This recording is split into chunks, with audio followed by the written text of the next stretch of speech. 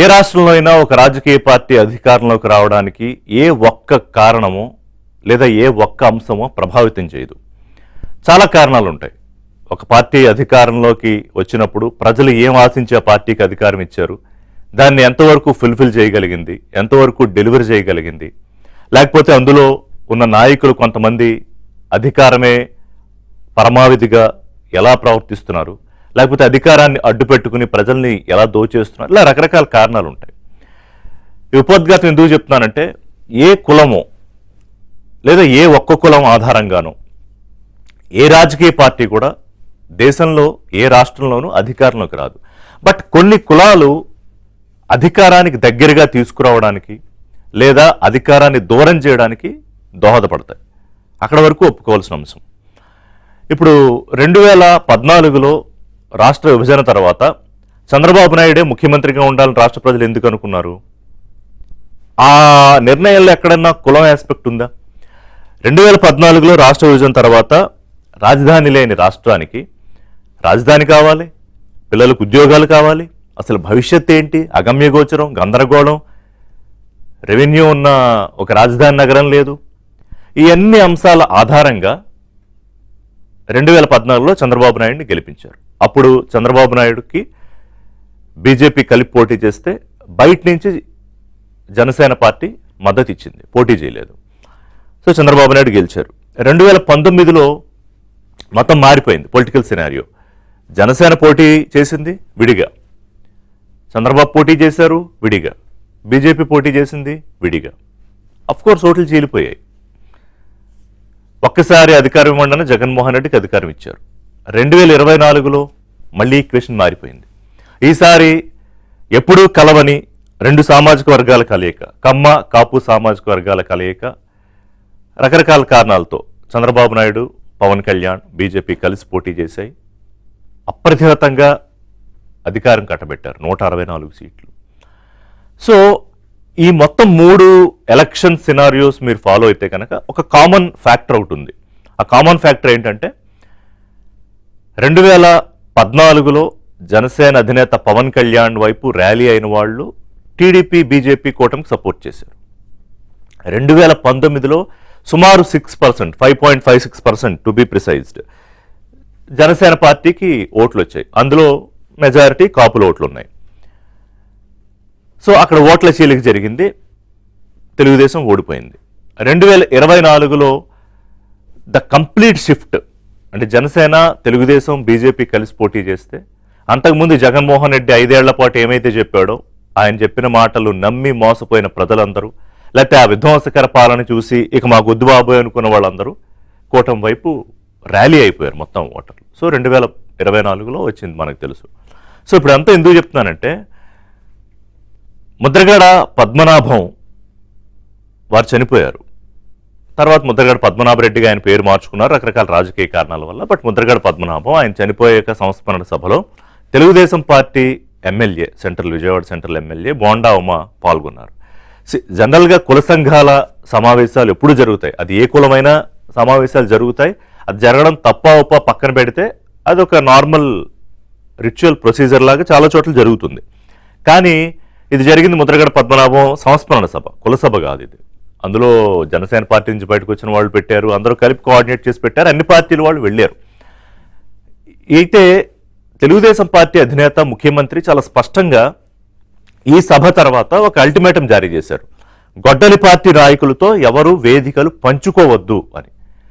ఇప్పుడు బోండా ఉమ ఏమంటున్నారు, నేను అక్కడికి వెళ్ళాను, అక్కడికి వెళ్ళిన తర్వాత అంబటి రాంబాబు వచ్చారు, ఇంకో మనిషి పలకరిస్తే పలకరించమా, మాట్లాడమా, సరే చేతుల్లో చెయ్యేసి కూర్చున్నారు, భుజాలు రాసుకుని కూర్చున్నారు, పక్క ఏదో నవ్వుకుంటూ మాట్లాడుకున్నారు, సహజం కదా. ఇప్పుడు ఇండియా పాకిస్తాన్ కాదు. ఇండియా పాకిస్తాన్ యుద్ధాలు జరగకపోతే ఉత్తప్పుడు ఇక్కడ ప్రధానమంత్రులు అక్కడికి వెళ్ళారు, సార్ వాజ్పేయి ముషారఫ్కి షేక్ హ్యాండ్ ఇచ్చారు. సో అంటే 2 శత్రు దేశాలే అలా ఉన్నప్పుడు 2 పార్టీల మధ్య శత్రువులు కాదు కదా రాజకీయ ప్రత్యర్థులు. కానీ ఇక్కడ ప్రాబ్లం ఏంటంటే, బోండా ఉమ ఆ మీటింగ్లో చేసిన కామెంట్స్ ఖచ్చితంగా తెలుగుదేశం పార్టీ అధిష్టానానికి ఇబ్బంది కలిగించేవి. బోండా ఉమ ఏమన్నారు, 2019 ముందు, ఎన్నికలకు ముందు కాపు రిజర్వేషన్ల కోసం ముద్రగడ పద్మనాభం చేసిన ఉద్యమం ఉవ్వెత్తున ఎగిసిపడినా దానిని మేము అప్పుడు సరిగ్గా అడ్రస్ చెయ్యలేకపోయాము. మాలాంటి వాళ్ళం కొంతమంది లేదు దీన్ని మనం పట్టించుకోవాలి, అడ్రస్ చేయాలి, లేకపోతే నష్టం జరుగుతుందని చెప్తే మనలోనే అంటే కాపుల్లోనే కొంతమంది నాయకులు అబ్బే ముద్రగడ పద్మనాభానికి అంత సీన్ లేదండి పట్టించుకోవద్దండి అని చెప్పడంతో అధిష్టానం తీసుకున్న నిర్ణయంతో మేము నష్టపోయాము. లేదా లేఖలో అంశాలను కనుక మేము పట్టించుకుని కన్సిడర్ చేసుంటే ఫలితం వేరేలా ఉండేది. అంటే ఆయన చెప్పిన దాంట్లో తప్పు ఏంటో చెప్తాను నేను. అంటే కేవలం ముద్రగడ పద్మనాభం ఉద్యమం వల్లే, ఆ కాపు రిజర్వేషన్ల ఉద్యమం వల్లే పార్టీ ఓడిపోయిందా? No, not at all. నేను ఇందాక అందుకే మీకు ఓపెనింగ్లో చెప్పా, ఒక పార్టీ అధికారంలోకి రావాలన్నా అధికారం కోల్పోవాలన్నా చాలా రీజన్స్ ఉంటాయి. ఆ మిగతా రీజన్స్ నేను డిబేట్లో డిస్కస్ చేస్తాను. కానీ ఆయన చెప్పిన ఒక్క రీజన్ అనేది తప్పు. కానీ ఆయన చెప్పిన పాయింట్ ఇంకొకటి ఉంది. ఏ పార్టీ అధికారంలోకి రావాలన్నా, రాష్ట్రంలో ప్రభుత్వం ఏర్పాటు చేయాలన్నా కాపుల సపోర్టు లేకుండా సాధ్యపడదు అని చెప్పారు. 2014, 2019, 2024 ఎన్నికల్లో దాదాపుగా ఇది ప్రూవ్ అయింది. దాదాపుగా అంటే ఆ షిఫ్ట్ ఎటు ఉంటే అటు ప్రూవ్ అయింది. బికాస్ ఆల్మోస్ట్ 20-24% మధ్యలో ఉన్న కాపు సామాజిక వర్గం ఓట్లు గంపగుత్తగా ఎటు షిఫ్ట్ అవుతాయో, మెజారిటీ షిఫ్ట్ ఎటు ఉంటుందో అటు అధికారం వచ్చిందనేది నేను ఈ మూడుకి అంతకు ముందుకు వెళ్ళట్లేదు. విభజన తర్వాత 2014, 19, 24 వరకు చెప్తున్నా. కానీ ఆ తర్వాత ఆయన ఇంకోటి చెప్పింది ఏంటంటే కాపులకు నిధులు కావాలి, అధికారంలో ఇంకా భాగస్వామ్యం కావాలి, అంటే పదవులు కావాలి, వాళ్ళని ప్రత్యేకంగా చూడాలి, ఇంకా ఉద్యోగాలు కావాలి, ఇవన్నీ చెప్తూ ఒక చిన్న ఆయన వాయిస్లో చిన్న థ్రెటనింగ్ టోన్ ఒకటి కనిపించింది. అంటే జాగ్రత్త, ఇవన్నీ చెయ్యకపోతే ఏదన్నా జరగచ్చు అని. కొంచెం ముందుకెళ్తే సజ్జల వైసీపీ కోఆర్డినేటర్ సజ్జల రామకృష్ణారెడ్డి ముద్రగడ పద్మనాభమే ఇంటికే వెళ్ళినప్పుడు పరామర్శ కోసం ఆయన కూడా ఈ మళ్ళీ ఉద్యమాలు వస్తాయి అన్న ఇదిలో మాట్లాడారు. ఇక్కడ ఇంకొక పాయింట్ చెప్పాలి మీకు. కులము, మతము, ప్రాంతం అని ఒక ఈ మూడిటితో ఒక విభజన రేఖలు గీస్తూ రాష్ట్ర ప్రజల్ని వర్టికల్గా డివైడ్ చేయాలనేది ఒక నెగిటివ్ ఫోర్స్గా ఆలోచించే Jaganmohan Reddy party YCP. So వాళ్ళ ట్రాప్లో టీడీపీ నేతలు పడుతున్నారా, లేకపోతే పార్టీకి నష్టం కలిగించేలాగా మాట్లాడడం బహిరంగ సభల్లో ఎంతవరకు కరెక్ట్? ఇందులో వాస్తవాలేంటి కానివేంటనే తెలుగుదేశం వాళ్ళకి తెలుసు. అది అంతర్గత వేదికల్లో మాట్లాడుకోవాల్సిన మాటలు కదా. అదే చంద్రబాబు నాయుడు అన్నది ఏంటంటే మీకేమన్నా ప్రాబ్లం ఉందా? ఎందుకంటే ఆయన కాపుల్లో అలజడి మొదలైందన్నారు. అంటే దాని అర్థం ఏంటి? అలజడి ఇప్పుడు మొదలవుతుంది, అసంతృప్తిగా ఉన్నప్పుడు మొదలవుతుంది, అన్రెస్ట్గా ఉంటే మొదలవుతుంది. మరి అలజడి మొదలైందా ఆంధ్రప్రదేశ్లో నిజంగానే? నిన్న లోకేష్ ఇంకొక మాట చెప్పారు ఒక జాతీయ మీడియా ఇంటర్వ్యూలో, మీరు మళ్ళీ 2029 ఎన్నికల్లో కలిసి పోటీ చేస్తారా అంటే చేస్తాము అని చెప్పాను. అంటే పవన్ కళ్యాణ్ ఫోన్ చేసి అదేంటి 2029 ఎన్నికలు ఏంటి, వచ్చే 3 ఎన్నికలు కలిసి పోటీ చేస్తామని ఎందుకు చెప్పలేదు అన్నారు పవన్ అన్న అని లోకేష్ అన్నారు. అంటే ఏంటి, కనీసం 15 ఏళ్ల పాటు అంటే 3 దఫాల ఎన్నికలు కూటమి కలిసి పోటీ చేస్తుంది అనేది ఇప్పటివరకు ఉన్న ఒక అండర్స్టాండింగ్. మరి ఇది జరిగితే జగన్మోహన్ రెడ్డికి రాజకీయంగా మనుగడ ఉంటుందా? ఈ మాట విజయసాయిరెడ్డి చెప్పారు. ఎప్పుడైతే ఈ 2 పార్టీలు కలిసి ప్రయాణం చేస్తాయో పొలిటికల్గా, యూ ఫర్గెట్ అబౌట్ పవర్ అని. మరి దీన్ని బ్రేక్ చేయాలని చూసే జగన్మోహన్ రెడ్డి ఆలోచనకు బలమిచ్చేలాగా తెలుగు తమ్ముళ్ళు ప్రవర్తిస్తే మరి అందుకే వాళ్ళు విచారణ కమిటీ ముందుకు పిలిచారా, వివరణ కమిటీ, వాట్ ఎవర్.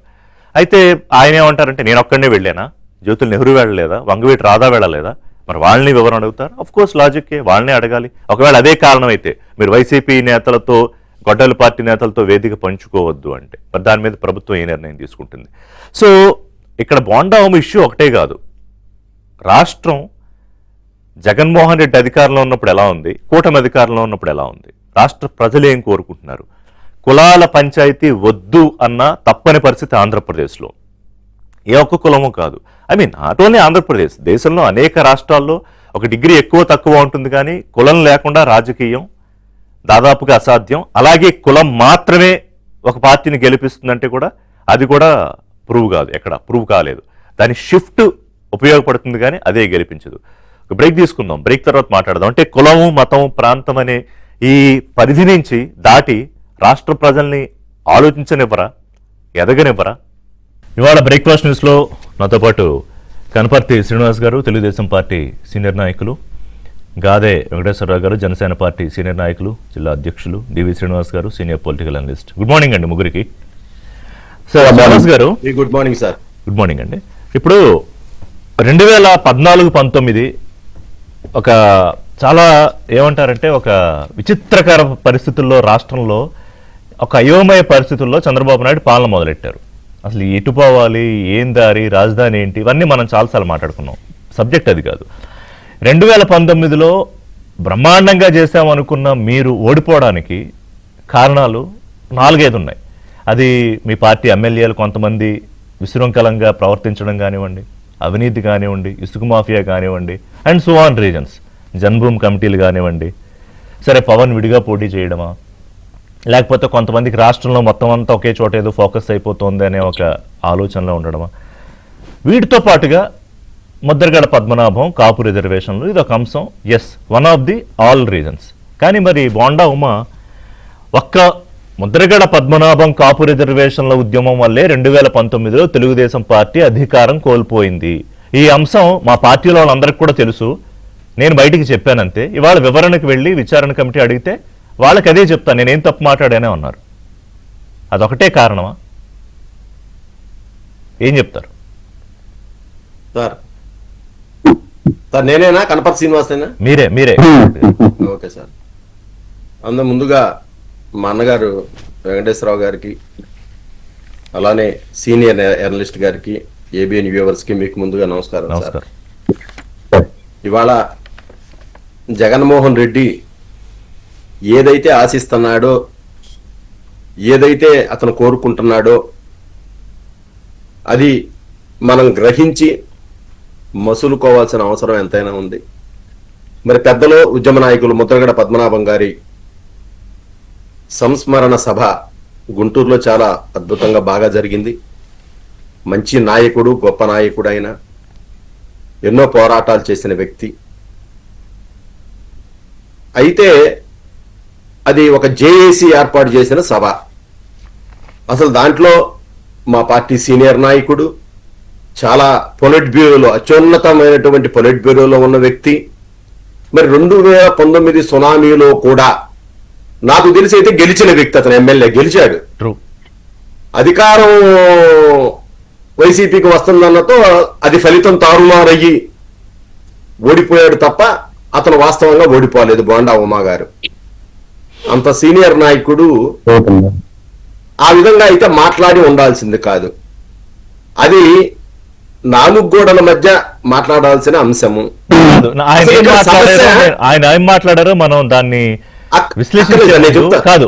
ఒక్క కారణంతో 2019లో ఈ ఉద్యమం కారణంతోనే తెలుగుదేశం ఓడిపోయిందా? అది నేను ఫస్ట్ దాని గురించి చెప్తాను సార్.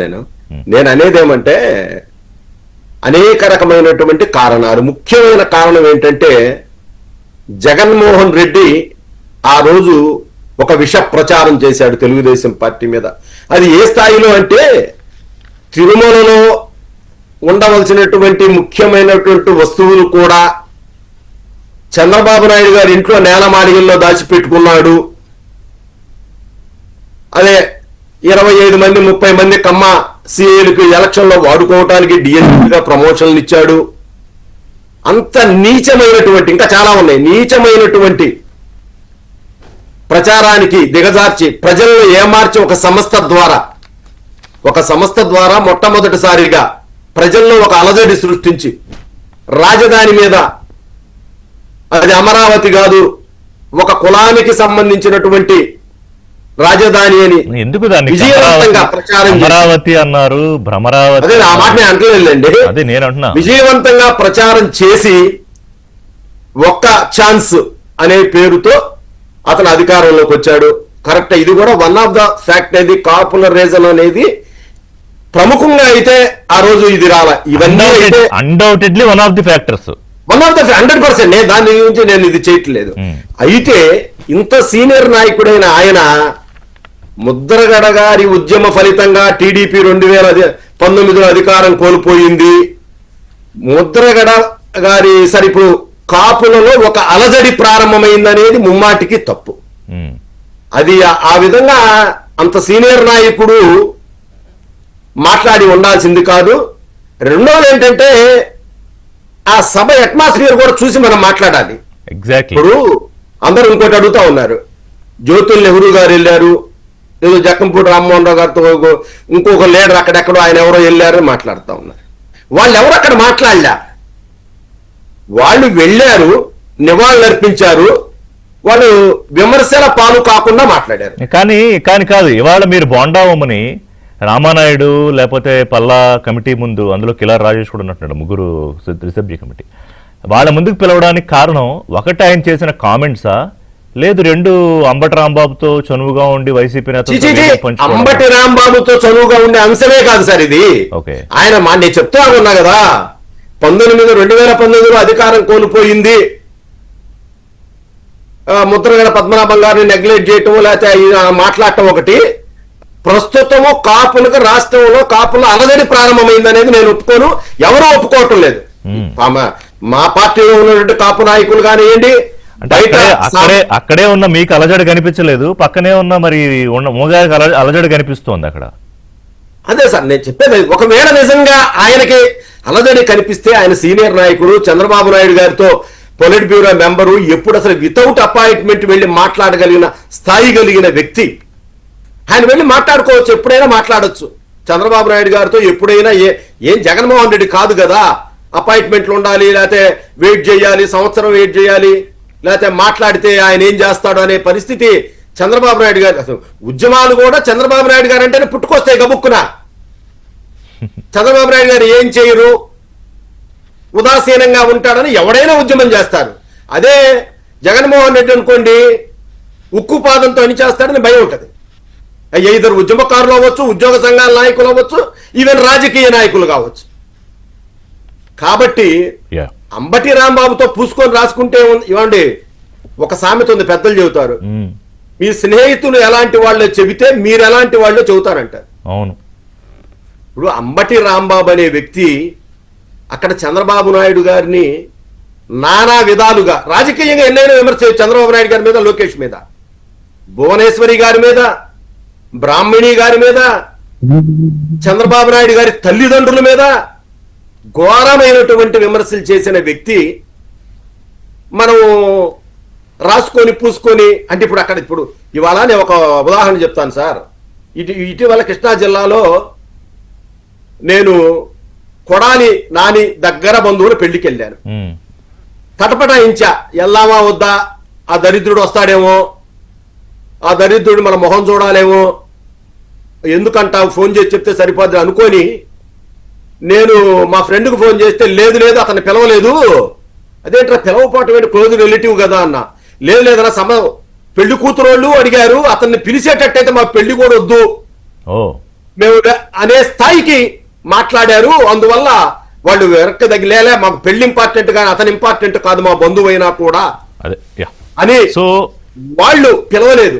అంటే ఏంటి ఇక్కడ అర్థం ఏంటి, వ్యక్తిగత విమర్శలు ఎవడైతే చేశాడో వాడితో మనం రాసుకొని పూసుకొని తిరుగుతామంటే అది కమ్మ కావచ్చు, కాపు కావచ్చు. అట్టగా సార్ ద్వారంపూడి చంద్రశేఖర్ రెడ్డి గారు ఏ భాష మాట్లాడాడు ఆయన, ఆయనతో నేను రాసుకొని పూసుకొని తిరుగుతాను, మాకు అది కరెక్ట్ కాదు కదా. ఇవాళ వంశీ ఉన్నాడు, ఏం భాష మాట్లాడాడు ఇవాళ. ఇక్కడ రాజకీయ నాయకులు కలవచ్చు. ఇంకోటి కూడా చెప్తాను సార్, నేను చిన్నది, జగన్మోహన్ రెడ్డి అనేవాడు వచ్చిన తర్వాత రాజకీయాలు కలుషితం అయిపోయి బంధాలు కూడా దూరం అయిపోయినాయి. రాజశేఖర రెడ్డి గారు ఉన్నప్పుడు కూడా లేదు అది. రాజశేఖర రెడ్డి గారు ఉన్నప్పుడు చంద్రబాబు నాయుడు గారు, రాజశేఖర రెడ్డి గారు అనేక రకమైన మాట్లాడుకున్నారు. గణపతి గారు మాట్లాడదాం. వెంకటేశ్వర గారు, ఇప్పుడు సరే ఇది రెండు అంశాలు. ఒకటి తెలుగుదేశం పార్టీకి సంబంధించిన తెలుగుదేశం పార్టీ నాయకుడు, విప్పు, సీనియర్ నాయకుడు, ఎమ్మెల్యే మాట్లాడిన అంశం, దాని మీద పార్టీ వివరణ, అక్కడతో సరిపోలేదు. రెండోది ఏంటి, ఇందులో కాపు కులానికి సంబంధించి ఒక అలజడి, అంటే ఇక్కడ ఏదో ఒక ఉద్యమం వచ్చేసే పరిస్థితి కనిపిస్తోంది. మీరు నిధులు ఇవ్వకపోతే, పదవులు ఇవ్వకపోతే, ప్రాముఖ్యత ఇవ్వకపోతే, ఉద్యోగాలు ఇవ్వకపోతే అన్నట్టుగా మాట్లాడారు బోండమ్మ గారు. ఎలా చూస్తోంది ఈ అంశాన్ని జనసేన? రెండోది, ఇందాక నేను కనపర్తి గారిని అడిగిన ప్రశ్న మిమ్మల్ని అడుగుతున్నా, సీనియర్ రాజకీయ నాయకుడు కదా మీరు. 2019లో కేవలం ముద్రగడ చేసిన కాపు ఉద్యమంతోనే తెలుగుదేశం పార్టీ ఓడిపోయింది. రిషి గారు, మీకు అలానే పెద్దలు దివి గారికి, కనపర్తి గారికి శుభోదయం, కూడా శుభోదయం. ఇప్పుడు 2019లో ముద్రగడ్డ గారి వల్ల వాటిపోయిందంటే 2019 ఎలక్షన్లో అయితే కాపు కులం అయితే ఎగనెస్ట్ గానే చేశారు. ఉమ్, అది అప్పుడు మేము సపరేట్ గా ఉంటున్నప్పుడు మాకు పూర్తిగా ఓట్లేదు. మాకు సగం వేస్తే సగం తీసుకెళ్లి వైసీపీకి వేసారు. అవును. చాలా సార్లు తెలుగుదేశంకి అసలు వేయలేదు. అది వాస్తవం. అది సో అది అంటే ముద్రగడ్డ గారు ఆ కాపు ఉద్యమానికి లీడ్ చేస్తున్నాడు, ఆయన లీడర్ కాబట్టి జనరల్ గా ఆయన పేరే వస్తుంది ఆటోమేటిక్. ఆయనే దానికి రెస్పాన్సిబుల్ గా మాట్లాడతాం కాబట్టి దాని గురించి మాట్లాడుకుంటుంటాం. ఏదన్నట్టు అప్పటికైతే 2019లో అయితే అప్పుడున్నటువంటి ప్రభుత్వానికి వ్యతిరేకము అనేది వాస్తవం. అది వ్యతిరేకంగానే ఉన్నారు 2019లో. ఆ వ్యతిరేకత ఎంత వ్యతిరేకత అంటే ఈవెన్ జనసేన పార్టీ నుంచి ఉన్నప్పుడు కూడా మాకు కూడా అయినంత వ్యతిరేకత అయితే ఆ రోజున వచ్చింది. ఉహు, పర్యవసానమే జగన్మోహన్ రెడ్డి గారు 151 సీట్లకి గెలవగలిగారు. సో ఇవాళ జరుగుతున్నటువంటి ఈ ఏదైతే ఎపిసోడ్ ఉందో ఈ ఎపిసోడ్ లో అది వాళ్ళ తెలుగుదేశం లీడర్ అయినా తెలుగుదేశం పార్టీకి సంబంధించిన వ్యక్తినే. దాని గురించి నేనైతే పెద్దగా మాట్లాడదలుచుకోవాలా. వాళ్ళని పిలుస్తారా వీళ్ళని పిలుస్తారా అనేది కొన్ని మీరు ఇందా చెప్పారు, మీరు కొన్ని ఆయన అడుగుతున్నాడు అని. సరే అది వాళ్ళ ఇష్టం. అది వాళ్ళు ఏం చేసుకుంటారు, వాళ్ళు ఎంక్వైరీ చేసిన తర్వాత ఉంచుతారా, పార్టీ సస్పెండ్ చేసుకుంటారా, లేదంటే ఇంకోటి వాళ్ళకి పూర్తిగా తెలుగుదేశం వాళ్ళకి సంబంధించిన విషయం కాబట్టి దాని జోలికి మేము పోదాం. Correct, agreed. కాకపోతే దౌర్భాగ్యం ఏంటంటే ఈ రాష్ట్రంలో ఈ సోకాల్డ్ కాపు నాయకులు కూడా తెలుసుకోవాల్సింది, అసలు ఇన్ని కులాలు ఈ రాష్ట్రంలో ఉంటే ప్రతిసారి కాపు కులమే ఎందుకు రోడ్డు మీదకి వస్తుంది? ఇదే ఎందుకు డిబేటబుల్ ఇష్యూ అవుతుంది? మేబీ ఎక్కువ ఉంటే ఉండొచ్చు కాక, ఎక్కువ ఉన్నంత మాత్రాన పట్టట్లేదు. ఏమన్నా గంపలో వేస్తే గంపలో పట్టకపోతే బయటకు వచ్చినట్టుగా ఇంత రాష్ట్రంలో మీకేమన్నా ఇంట్లో చోట్లేదు రోడ్డు మీదకి వస్తున్నా అంటే అసలు నాశనం చేస్తుంది ఈ సోకాళ్ళ నాయకులని చెప్పుకునేవాడు. వీళ్ళ వల్లే ఈ దౌర్భాగ్య స్థితికి వాళ్ళ మాట్లాడితే ఈ కాపు పదం అన్నిటికీ ప్రతిదానికి ఎవరికన్నా తిట్టించుకోవడానికి ఇది అవుతుంది.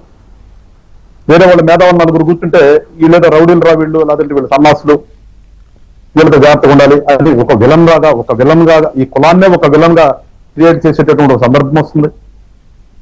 రకరకాలు వస్తున్నాయి బికాజ్ ఆఫ్ వీళ్ళ యాటిట్యూడ్ వల్లే. నేను అందుకని డైరెక్ట్ గా నేను చెప్పదలుచుకున్నా ఈ డిబేట్ ద్వారా ఈ కులానికే చెప్పదలుచుకున్నా.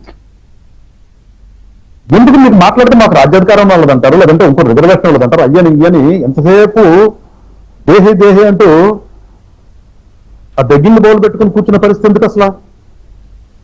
మీరందరూ సక్రమంగా ఉంటే రావాల్సిన షేర్ వస్తుందేమో కదా, రాకుండా ఉండదు కదా. మీరేమైనా ఉండరు, తలో దారి, ప్రతి కూడా లీడరే, అంతర్జాతీయ లీడర్, మామూలుగా స్టేట్ లీడర్ కూడా కదండి, నేషనల్ లీడర్ కూడా కాదు, ఇంకా మించి ప్రపంచ స్థాయి లీడర్లు వీళ్ళందరూ బైక్ పెట్టుకుంటే ఏం మాట్లాడతారో అర్థం కాదు.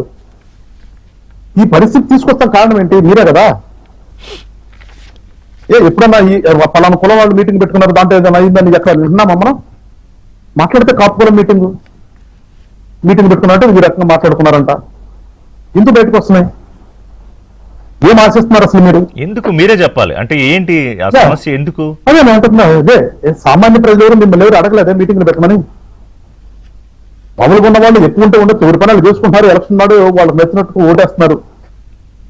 ఒక సెక్షన్ ఆఫ్ బ్యాచ్, ఒక సెట్ ఆఫ్ పీపుల్ పెట్టుకుని ఎవరి కాళ్ళే నాయకులుగా ప్రకటించుకుని ఇది దౌర్భాగ్యం అంటే ఒక సంఘం కాదండి ఉంది, వందలు అసోసియేషన్లుగా మారినాయి. కులం ఒకటే బట్ దీంట్లో కొన్ని వందలు సంఘాలు ఉన్నాయి.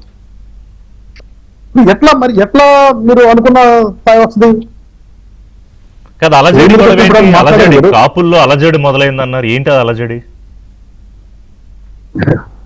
ఒకటి వాస్తవ దృష్టి గారు, అలజడ దానికి పదం ఏదైనా అలజడ వాట్ ఎవర్, వాస్తవానికి ఏంటంటే అసంతృప్తి అనేది ఎప్పుడూ ఉంటది, ఏ ప్రభుత్వంలోనే ఉంటది. ఎందుకంటే ఏ ప్రభుత్వము ఇంత ఓటు శాతం ఉంది వీళ్ళు నిజంగా చేశారు అని గ్రాటిట్యూడ్ ఏ ప్రభుత్వంలోనూ చూపించలేదు. నేనైతే నిర్భయంగా చెప్తాను, ఎప్పుడు ఏ ప్రభుత్వం కూడా ఏ నాయకుడు కూడా నేను ఊహొచ్చిన దగ్గర చూస్తున్నా ఏ గవర్నమెంట్ లో కూడా.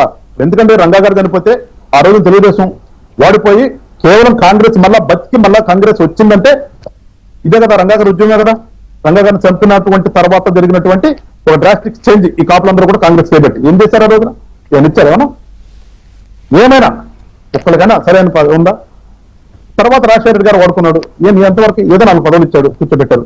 తర్వాత తెలుగుదేశం కేసు ఎప్పుడైనా సరే తెలుగుదేశం, నేనంటుంది ఏ ప్రభుత్వము కూడా వీళ్ళకి తగినటువంటి న్యాయం ఎప్పుడు చేయలే. సరే అది వీళ్ళు అడిగేది రీజనబుల్ కాదా తీసే రిజర్వేషన్ ఎప్పుడో తీసుకుందాం. ఇప్పుడు ఒకసారి రిజర్వేషన్ అడిగినప్పుడు మీకు పాసిబిలిటీ ఉంటే చేస్తానని చెప్పాలి, లేకపోతే ఎత్తేసేయండి. వేరే కులపాలను తీసుకొచ్చి పోటీ పెడతారు వీళ్ళకి. ఎందుకంటే నేను చూశాను ఈ మధ్యన చంద్రబాబు నాయుడు గారు గవర్నమెంట్ వచ్చిన తర్వాత 2014 అయింది అనుకుంటారు, ఏదో ఒక కమిషన్ వేస్తారు. ఆ కమిషన్ లో అడుగుతున్నది వీళ్ళు అడుగుతున్నారు మమ్మల్ని చేర్చమని. ఆయన ఎవరిని అడగాలి వచ్చి వీళ్ళని ఏంటంటే మీ పరిస్థితి ఏంటి ఏంటంటే ఎంక్వైరీ వీళ్ళ దగ్గర చాలా హాల్ తీసుకున్నారు. ఒక హాల్ తీసుకున్నారు, హాల్లో బీసీ సంఘాలను కూర్చోబెట్టారు, వీళ్ళని కూర్చోబెట్టారు. యువద్దన వాళ్ళు తీసుకొచ్చి ఎదురు కూర్చోబెడితే గొడవ కాదు. అంటే ఈ రకమైనటువంటి చేష్టలు ప్రభుత్వాలు కూడా చేస్తున్నాయి.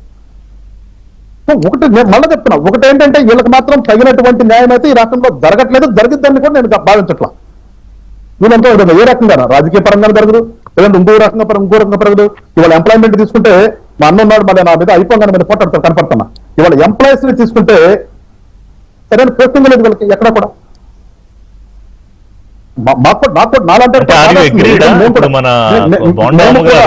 కాదు నిధులు, పదవులు, ఉద్యోగాలు అన్నారు కదా. వస్తున్నా రిషి గారు వస్తున్నా, అక్కడికే వస్తున్నా.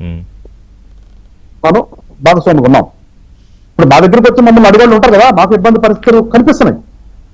కొన్ని వాస్తవాలే, అవాస్తవం చెప్పలేం. మరి కొంత అయితే ఇంట్రెస్ట్ గా వీళ్ళని అనుకున్నాను. ఎందుకంటే ప్రతి ఒక్కళ్ళు ఏదో ఆశిస్తారు కదండి. ఆశించింది అన్ని జరుగుతాయి అంటే అన్ని కాదు, కొన్ని కూడా జరగట్లా, అది వాస్తవం అది.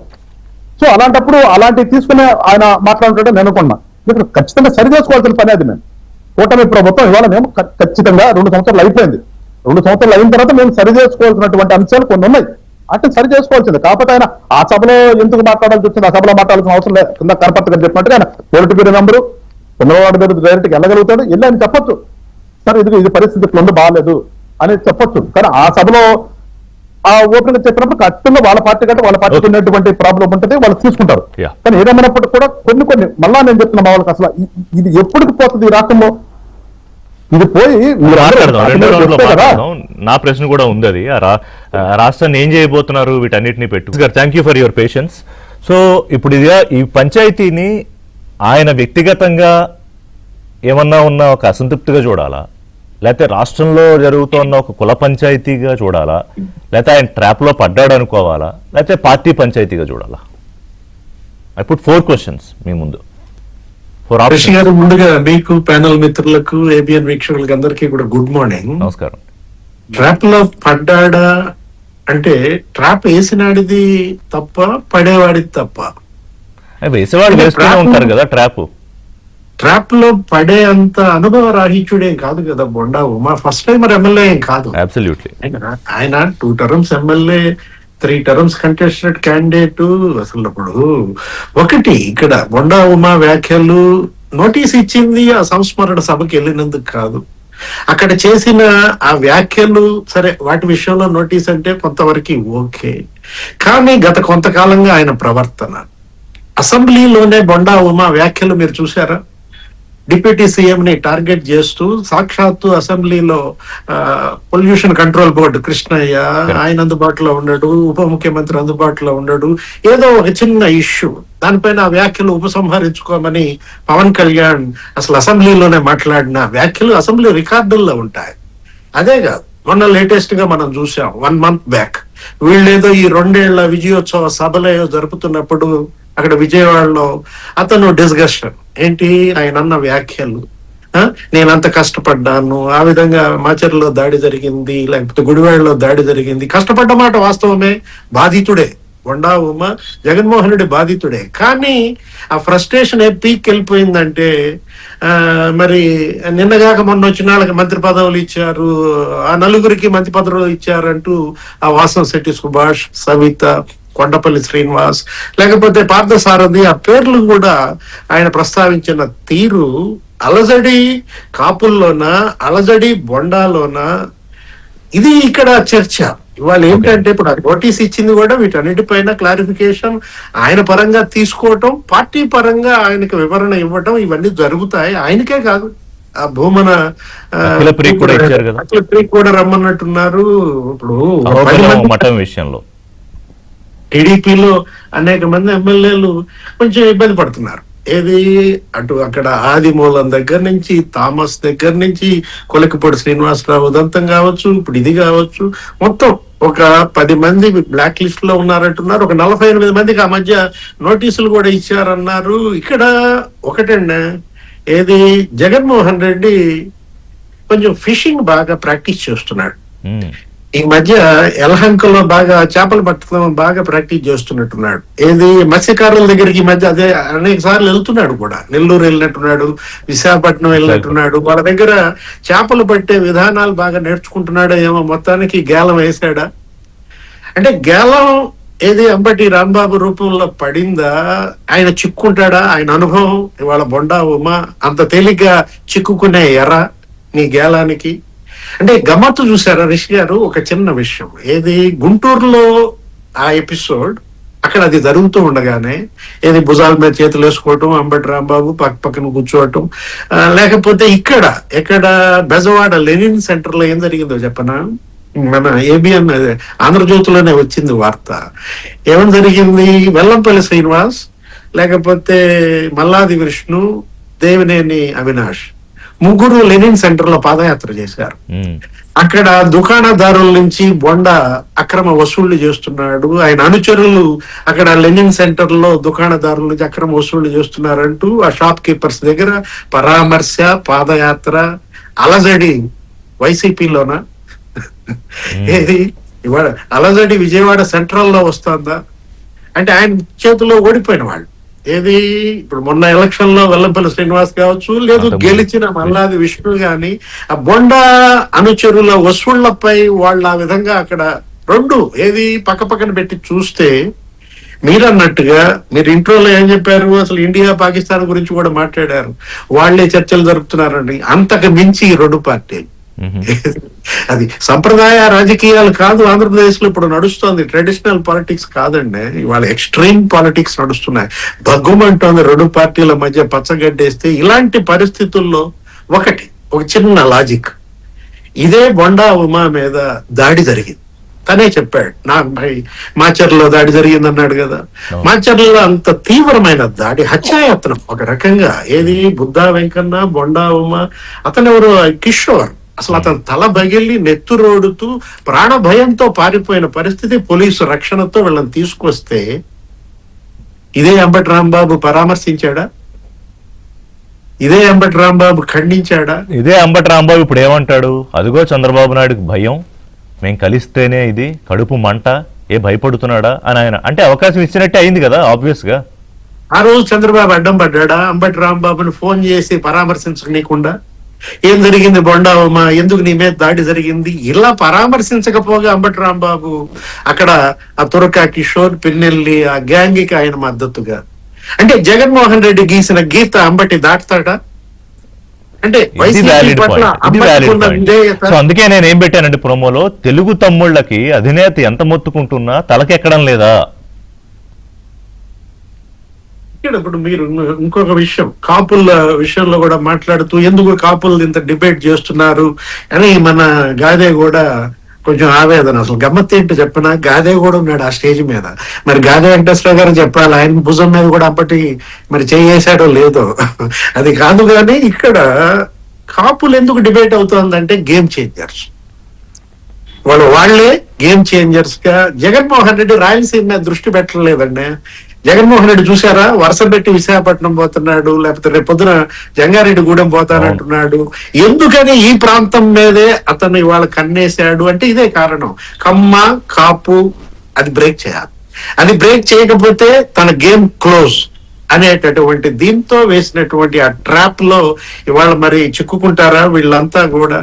ఇప్పుడు ఇక్కడ ఆ ఉమా వ్యాఖ్యల్లో ఏది మీరు అన్నట్టుగా ముద్రగడ అంశాన్ని, ఆయన చేసిన సేవల్ని ప్రస్తుతిస్తే అది సంస్మరణ సభ ఓకే. కానీ ఏది ఆయన ఉద్యమం వల్లే ఓడిపోవడం, ఆ రోజు చాలా మంది వీడియోలు చేశారు, మీరు కూడా చూసే ఉంటారు. ఒక ఓటమి 100 కారణాలంటూ అనేక విశ్లేషణలు కూడా జరిగాయి. ఆ ఓటమి పట్ల జగన్మోహన్ రెడ్డి చాలా ఫీల్ అవుతున్నాడు అంటే, బొండా ఉమా వ్యాఖ్యల పట్ల ఎందుకు ఫీల్ అవుతున్నాడు? ఇదేంటి బొండా ఉమా ముద్రగడ్డ హైలైట్ చేశాడు, సరే ఆ పళ్ళాలు ఆ కాపుల ఉద్యమాన్ని హైలైట్ చేశాడు, నా పాదయాత్రను ఎందుకని అంత డైల్యూట్ చేశాడు? లేదు మా సజ్జల భార్గవ్, మా పోస్టులు, మా సోషల్ మీడియా, మేమంత ఫేక్ ప్రచారం, మేం కదా గెలిపించింది, మమ్మల్ని ఎందుకు డైల్యూట్ చేశాడని చెప్పి చాలా ఫీల్ అవుతున్నాడు అంటే జగన్ కూడా బొండా ఉమా కామెంట్స్ చూసి. Okay. ఇక్కడ జనసేనని డైల్యూట్ చేస్తున్నారు. ఏది గాది వెంకటేశ్వర గారు ఇవాళ మళ్ళా వాళ్ళ దృష్టిలో గమనంలోకే ఉంటుంది, కానీ ఈ ప్రసంగం ద్వారా జనసేన స్టాండ్ ఏది దాన్ని బట్టే ఆ ప్రాంతంలో గెలుపోవటం. వాళ్ళు ఎటువైపు ఉంటే అటే గెలుపు. ఏది వాళ్ళు విడిగా పోటీ చేశారు కాబట్టి ఆ రోజు ఓడిపోయారు.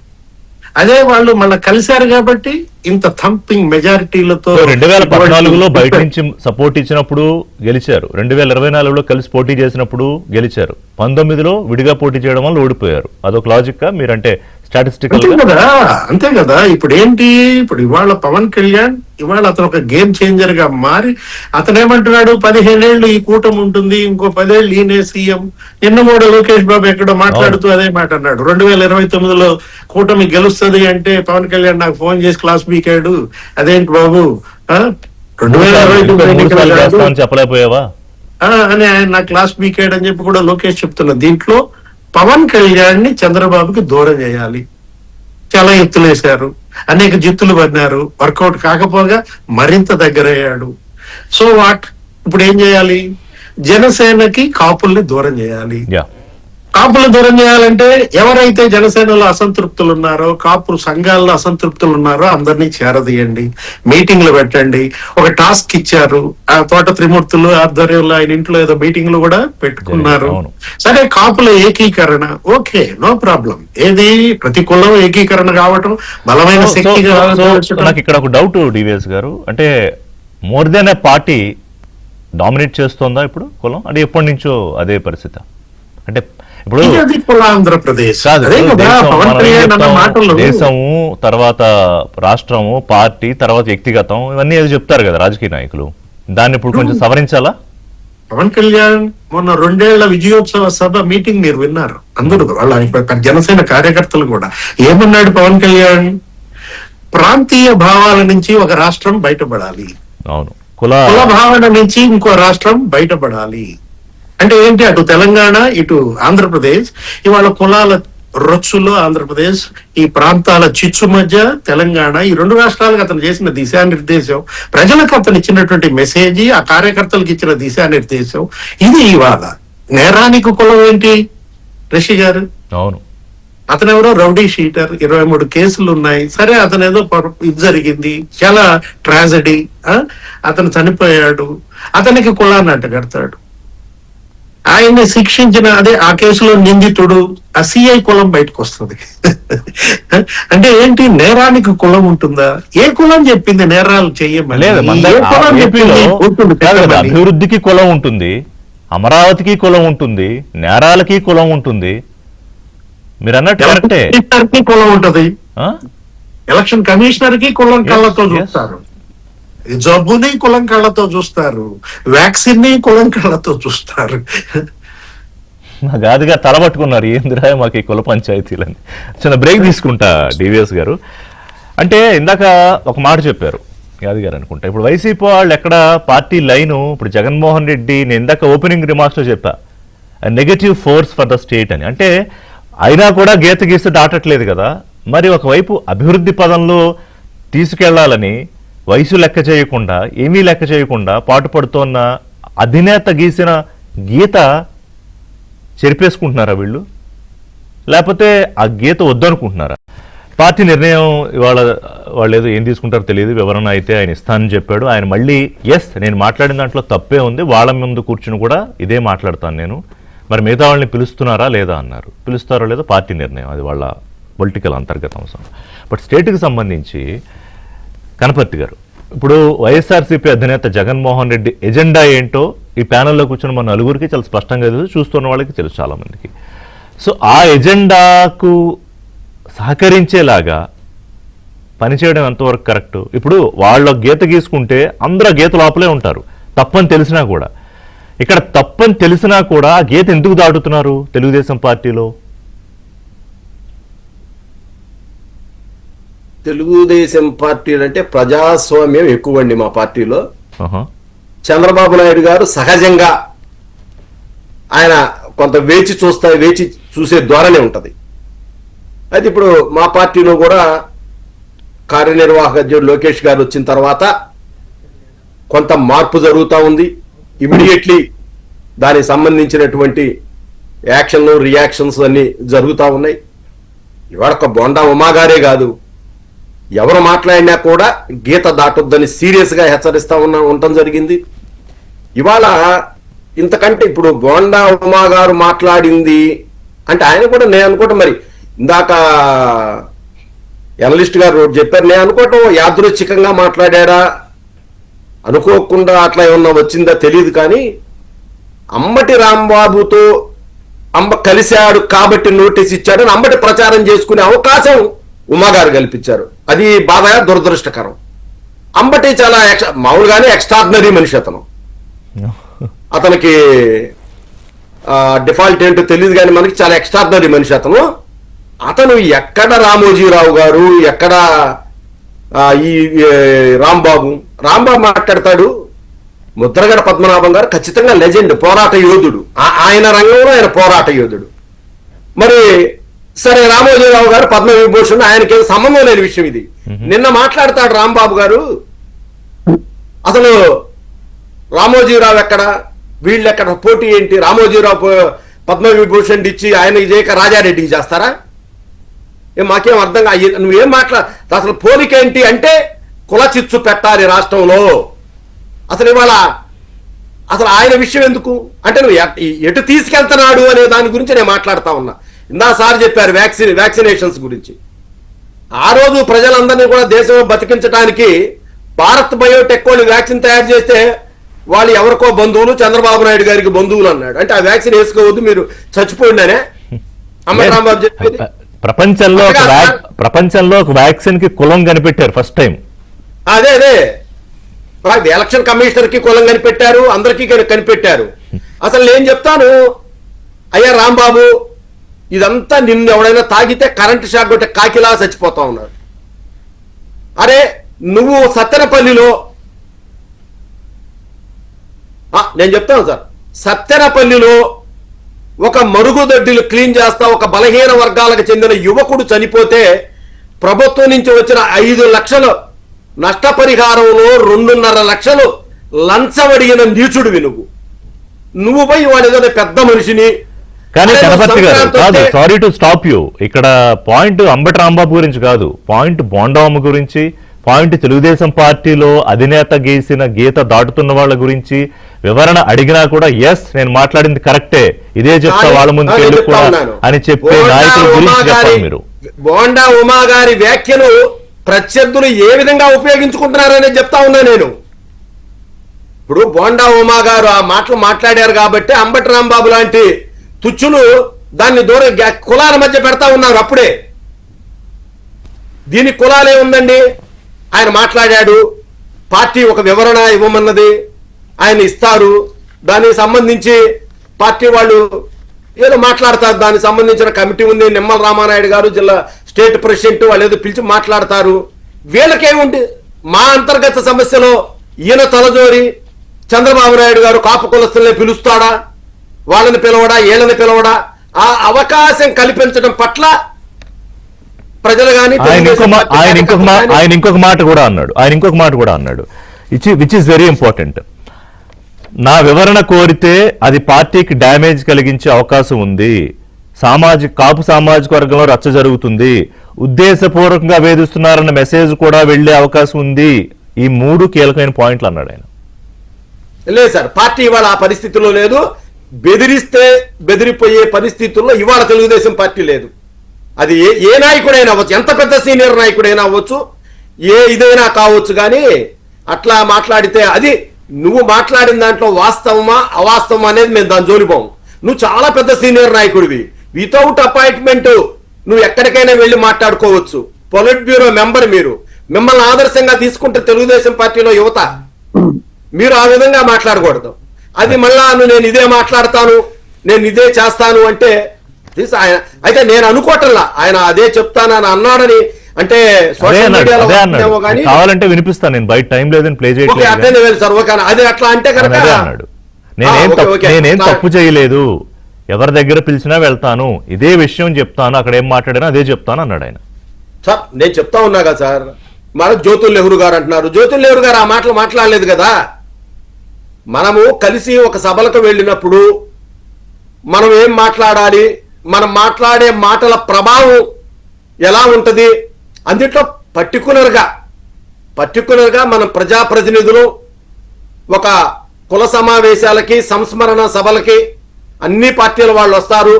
మనం మాట్లాడే మాటలు ఎట్లా, ఇప్పుడు నువ్వు ఏం మాట్లాడచ్చు, మా పార్టీ తెలుగుదేశం కోల్పోవటానికి అది ఒక ఫ్యాక్టర్ అనో లేకపోతే పూర్తిగా అదే అని చెప్పాడు. ఇంకోటి కూడా చెప్పాల్సింది ఉమా గారు, ఏమని అసలు మా కూటమిలో ఉన్నటువంటి నాయకుడు పవన్ కళ్యాణ్ గారిని ఏదో ముగ్గురు భార్యలని లేకపోతే కార్లు మార్చినట్టు మారుస్తాడని చాలా తీవ్రంగా వ్యక్తిగతంగా విమర్శించారు. పోసాని కృష్ణమురళి మెంటల్ కృష్ణ చేత కుటుంబాన్ని లకారంతో తిట్టించారు. వైసీపీ దుర్మార్గులు చెప్పుకుంటూ పోతే అందుకనే వైసీపీకి 11 సీట్లు వచ్చినాయి. గాది గారు అది మాట్లాడొచ్చు కదా. సో ఇది డ్యామేజ్. వాళ్ళ రాష్ట్రంలో వైకాపా నేతలు కుల చిచ్చు పెట్టడానికి కమ్మల మధ్య, కాపుల మధ్య, కాపులు బీసీలు ఈ విధంగా మనం చెప్పాడు కదా ఇందాక విజయసాయి రెడ్డి అనేవాడు చెప్పాడు.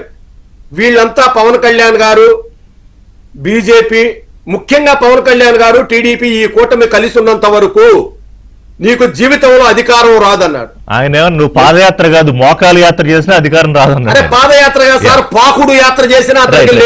సో ఇక్కడ లెట్స్ కన్క్లూడ్.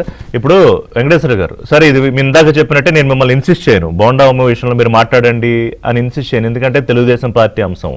కానీ ఒక చర్చ ఏంటంటే మీరు కూటమి ప్రభుత్వంలో ఉన్నారు కాబట్టి కొంతమంది ఏమంటారు, బోండా ఉమ్మకి మంత్రి పదవి వచ్చి ఉంటే అప్పుడు కాపు కులంలో అలజడి లేనట్టేనా, అప్పుడు న్యాయం జరిగినట్టేనా, అప్పుడు నిధులు, పదవులు, ఉద్యోగాలు వచ్చినట్టేనా అని ఒక చర్చ కూడా బయలుదేరింది. మీరు చూసారో లేదు సోషల్ మీడియాలో?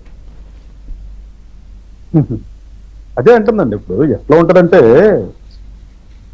ఇవే ఇక్కడ వస్తున్న ప్రాబ్లంలే ఇవి. ఆయన ఏదో అన్నాడు, ఆయనకు వస్తే సరిపోయిద్దా అనేది ఎప్పుడైతే మొదలు పెడుతున్నారో దీనికి మళ్ళీ ఆయన వేరే రకంగా రెస్పాండ్ అవుతూ మొదలవుతుంది. ఇక్కడ వ్యక్తిగతంగా టార్గెట్ చేసి ఆ వ్యక్తిగతాన్ని తీసుకొచ్చి మళ్ళీ కులానికి బొలివి, కులాన్ని తీసుకెళ్లి మళ్ళీ ఇది చేసి ఇంకోటి కూడా చూస్తాడు ఆ వాట్సాప్ లో మెసేజ్.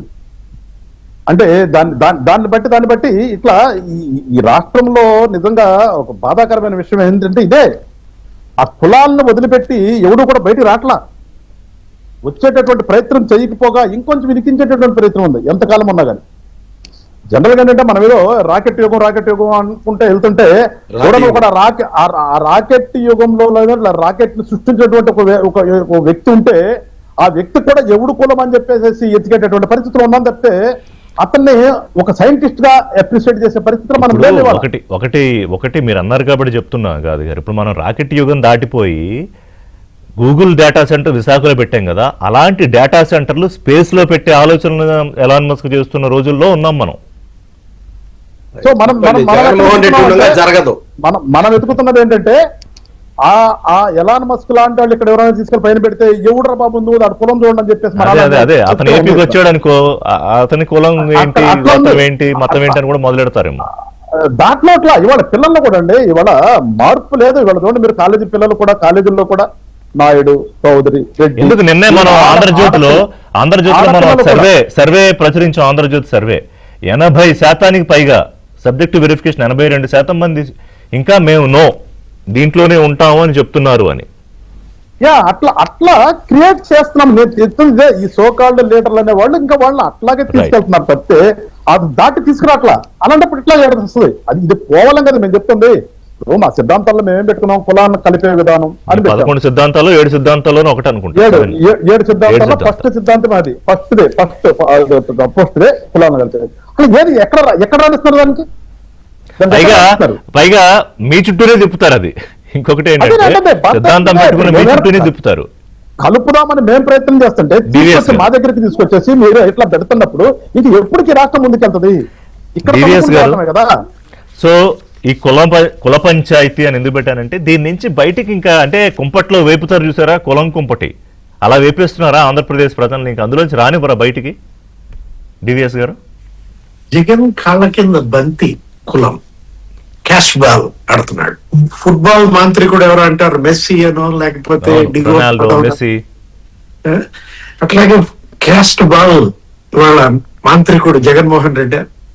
అంటే ఫుట్బాల్ ఆడుతున్నాడు, అన్ని కులాలతో బంతి ఆట ఆడుతున్నాడండి, మామూలు కాదు. ఇప్పుడు అతనికి కాపుల మీద ఎవరు సార్ ఆ బలం ఇచ్చారు? ఓడిపోయిన ఒక వ్యక్తి రాజకీయ పార్టీ అధినేతకి 11 సీట్లతో ఉండిన వ్యక్తికి ఇంకా రాష్ట్రంలో ఫుట్బాల్ ఆడే బలం ఇచ్చారంటే మొత్తం క్వశ్చన్ చేసుకోవాలి, పెద్ద క్వశ్చన్ మార్క్ పెట్టుకోవాలి.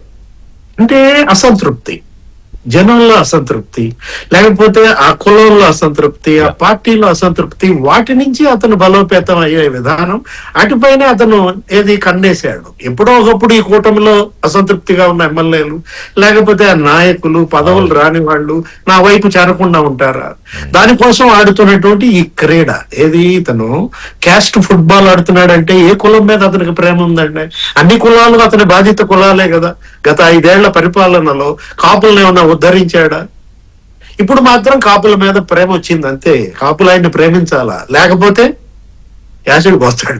ఏది, ఆడపిల్లల మీద గనక ప్రేమించకపోతే యాసిడ్ పోసినట్టుగా ఇవాళ కాపుల మీద నాకు ప్రేమ వచ్చింది. అంటే ఈ ప్రేమికుడు ఏంటంటే, ఇట్లాంటి ప్రేమికుడు, ఇది ప్రేమ ప్రేమికుడు ఫుల్ స్టాప్ పడాలని ఆశిద్దాం. ఎందుకంటే this is not about political party, అంటే తెలుగుదేశం, జనసేన, బీజేపీ, ఇంకో పార్టీకి సంబంధించిన వైసీపీ అంశం కాదు. ఇది ఒక రాష్ట్ర భవిష్యత్తుకు సంబంధించిన అంశం. దయచేసి ఆంధ్రప్రదేశ్ రాష్ట్ర ప్రజలు, యువత దీన్ని గుర్తుపెట్టుకోవాలి. థ్యాంక్స్ వెరీ మచ్ డివిఎస్ గారు.